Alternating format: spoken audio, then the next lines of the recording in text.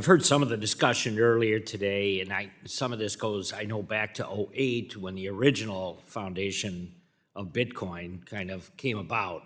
But there was a couple of meetings about 4 years ago that was still looking at a determination on whether or not we were talking about a commodity itself or if this could take some other form.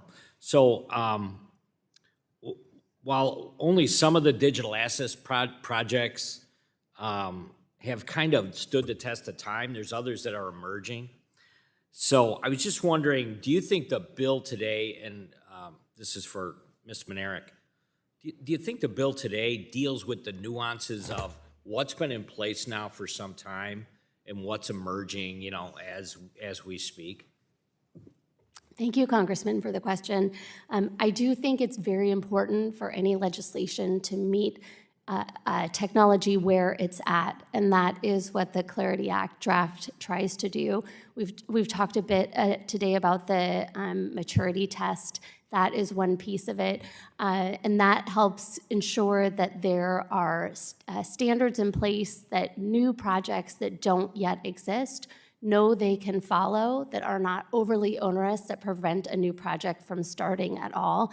At the same time, there are broader requirements throughout the Act for established players as well. So I do think we see that balance in the Act. So, Mr. Rossman, thanks for, I know you guys have been here a long time. Thank you for being patient.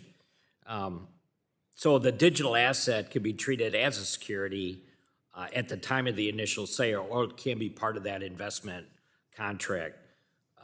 But the same asset must be later offered or sold outside of that investment contract. So I'm just wondering, do you see that does this bill clear that up at all on what the initial offering was compared to where we end up, again, as of today? I'm really concerned about kind of where we were, and are we going to end up in a different place on this whole thing?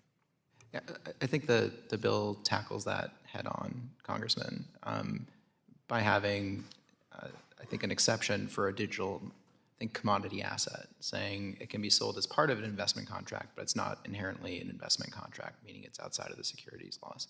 I think it's a valiant effort and should continue. I encourage, people to continue to talk to the regulators to make sure that it captures adequately that concept.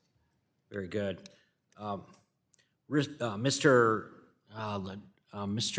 Roston, is there many founders and developers find themselves navigating outdated disclosure requirements and don't reflect the realities of what's decentralized? And I'm wondering, because of the protocols of the token-based funding models, how you see this or how this could play out. Thank you for the question, and this is an excellent step in clarifying that. I think a lot of the innovators that wanted to make decentralized networks, whether they're networks or applications, didn't have any rules whatsoever and had to guess, right, or had to go abroad and just try and avoid the whole jurisdiction. This brings clarity for that, and that's why I'm so optimistic that we're going to see so much innovation in the U.S. as a result. Do you still think there's a period of time in which some of these things could morph out of what's considered a commodity into some other type of entity in the future? I think that over time, as things become more decentralized, which is starting to be enumerated in this bill, right, you can have a globally distributed network and a protocol that has tokens that are globally distributed. So I think it's possible. Very good. Thank you. I yield back.